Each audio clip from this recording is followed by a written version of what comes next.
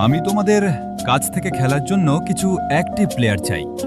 তোমরা কেউ যদি খেলতে চাও তোমাদের ইউআইডি আমার কমেন্ট বক্সে দাও এবং আমার চ্যানেলটাকে সাবস্ক্রাইব করে রাখো।